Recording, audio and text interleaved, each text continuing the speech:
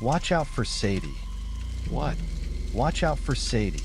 She haunts the garage. I searched the face of Carol, the woman who had been training me for the past week, waiting to see her wink or twitch the corners of her mouth into a mocking smile. Instead, I received a deadpan stare. Apparently this was serious business. I don't believe in ghosts.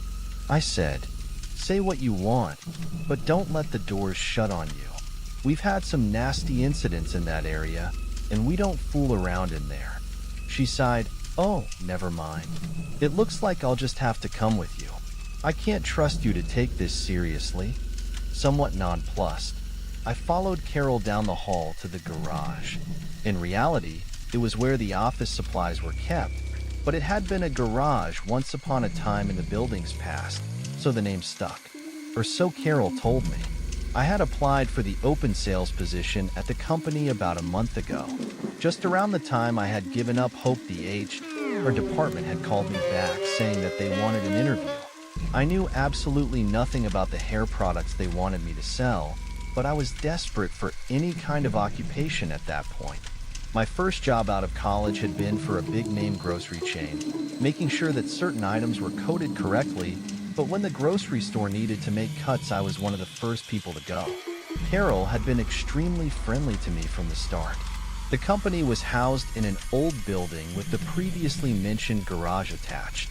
The staff was comprised largely of women, most of them beautiful and stylish, with a few male employees speckled here and there. Unfortunately, with the exception of Carol, many of the other employees seemed offended in some way by my casual appearance. In the past, I had never been the type of girl to worry about brushing my hair or putting on lipstick. I did make an effort for my new line of work, and I pulled my hair into a neat ponytail to appeal to my peers. However, my lack of face paint or glitzy ornamentation deterred most from approaching me. Carol, of course, being a free spirit of sorts as well as my trainer, did everything she could to raise my spirits. She batted her sooty eyelashes and pursed her lips in dismay when I told her of my fears of being permanently ostracized. Don't you think about those silly girls for a minute, hon. You are here for a reason, and you can go places. Well, she was confident about my potential, anyway, but she didn't take any nonsense. As she marched down the long hall in her startlingly pointed stilettos, I couldn't help but notice that she was glancing back at me and tossing her head in a way that meant something was irritating her. You don't have to come, I said. I don't want you to get hurt. Carol insisted. We arrived at the turn that would take us to the garage. At the end of a shorter hallway was a set of heavy steel doors. They swung inward, revealing rather ordinary, if not dreary-looking, cement flooring and walls. On the other side of the room was the door that would have opened to let cars or trucks in, and it seemed to have been bolted down permanently. Shelves lined the walls, and I took a quick mental inventory of where things were stored should I need to come back later. Meanwhile, Carol kicked a doorstop underneath the door to keep it from closing. That's important, she said, giving me a stern look. The doors don't open from the inside, and there's no telling how long you would have to wait for someone to come and get you. As if that wasn't enough, the switch in here is faulty. Sometimes you can't get the lights to turn back on. I nodded, to prove that I was taking the ghost of Sadie and the task of closing the garage very seriously. So, has anyone seen this, Sadie? I asked. Immediately, Carol clapped her hand over my mouth. The smell of her fruity perfume, juicy couture, I found out later, enveloped me. You don't ever say her name in here. Carol snapped. After that, it was pretty routine. Carol showed me where the light switch was on the far wall. She flicked it down, and even with the door open on the other side, I felt a small tingle of fear creep up my spine. What if that door were to shut on us? What if everyone went home, and we had to spend the entire night in that supply room, in the dark? I still didn't believe in Sadie, but the fear of being trapped was very real. During the last hour of the workday, the chance of anyone coming near the garage was slim.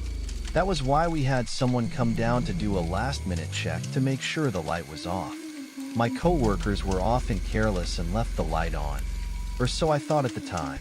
It turns out that neglecting to turn off the lights was a conscious decision by many. My coworkers soon warmed to me when they realized that I wasn't afraid of going into the garage to turn off the light before it was time to head home for the day. It became part of my nightly routine. Even though Carol rolled her eyes and told me to stop babying the other women, I saw no harm in taking it over, since everyone else was superstitious about the supposed entity that lived there. If I were being truthful, I would have admitted to the others that I was noticing strange things about the garage. For the most part, I allowed myself to give natural explanations to every circumstance that spooked me. For instance, on more than one occasion, I would find myself forced to duck as things fell off the shelves above my head. I told my supervisor, who lectured my coworkers about putting supplies back in an orderly fashion, but they didn't seem keen on heeding her orders. I also noticed in the mornings, when I went to turn the light in the garage on, that sometimes I had to flick the switch up and down a few times. It was almost as if it didn't want to turn back on. A silly thought. One night, I was turning off the light switch in the garage when I heard a faint scraping noise. Looking over my shoulder, I saw that the door was sliding closed. I must not have secured the doorstop properly. Heart hammering, I darted to the other side of the room and threw my arm out to catch the door. I grunted as the thick steel shut on my arm, but I was able to wedge the door back open. I slid through and happened to glance up as the door was closing. Something white darted back into the shadows, as if it had been trying to follow me but didn't want to be seen. I wish that I had been more imaginative, but I was able to convince myself that there was a rat or something in the garage. I reported it to my supervisor, who called an exterminator, but they found no signs of vermin. This didn't bother me much. I had always been the rational type. I was proud of my bravery. I was stupid. The incidents in the garage happened more frequently, and I finally allowed myself to think of Sadie. Maybe there was something to the superstition that my coworkers had. The garage was certainly an unlucky place to be. Carol twisted her ankle that winter when she was fetching printer paper, and while that could be chalked up to Carol's dubious footwear choices, another woman named Monique was hit on the head by a falling carton of envelopes. She needed stitches. The sales department also seemed to have a high turnover rate. Every other week, we had someone leaving who needed to be replaced. These incidents worried me a little, but not enough to cause me any true fear. I was doing great at selling, and my supervisor was talking about cross-training me in other departments. Then, after the new year had come and gone, I received proof of the warnings that Carol had given me when I was first hired. I was caught off guard, I admit, because my coworkers had taken over the task of closing the garage for 2 weeks while I trained in the accounting department. I didn't think about the doorstop much. I just kicked it idly as I walked in, not noticing how close to the edge of the door it was. I turned off the light and simultaneously heard a familiar scraping noise. I was too late to react this time. The door snapped shut behind me. My world became total darkness. I went to flick the light back on. Nothing. My mouth went dry, and I tried not to panic. Maybe someone would come by. I hadn't told anyone I was closing the garage, so it was likely that someone else would come down to take care of it. I only had to wait a few minutes. Something cold fluttered against the back of my legs. With a yelp, I jumped forward and banged into a shelf. A box crashed behind me, and it sounded heavy. I had to be careful. If I hit my head and no one came by, I might not be found for hours. I tried to explain away the thing that had touched me. Rats. It had to be rats. The exterminators weren't looking in the right place when they investigated. I missed you. That voice, whispering into my ear. How can I describe it? Gravelly, as though it hadn't been used for decades, and slightly muffled, as if the speaker were talking with a scarf around their face. The hairs on the back of my neck stood on end. W, who are you? Carol? This isn't funny. I stepped backward and squinted in vain, trying to see who was in there with me. Not Carol. My heart went into my throat. I suddenly recalled what Carol had told me last year. She had mentioned all the nasty incidents that had happened in this garage. I had never thought to ask about them. I couldn't breathe. "Stop it," I whispered. "Stop it right now. Come into the dark with me. Come into the damp and dark. It's nice."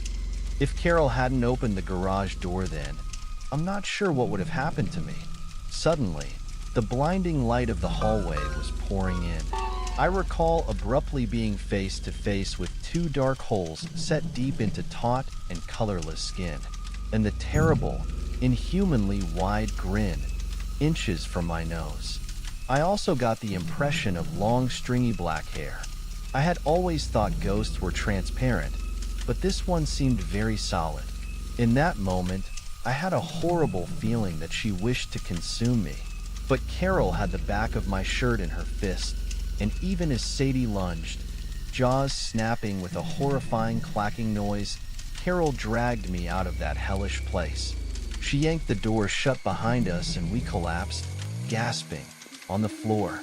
My eyes were glued to the gap beneath the door, where pale fingers with long and cracked nails scrabbled madly for a few moments and then retreated. Perhaps I was seeing things, but they looked as though they were fading, like smoke dispersing through the air. I quit the next day. I'm still looking for a new job, but I think it's important to take my time.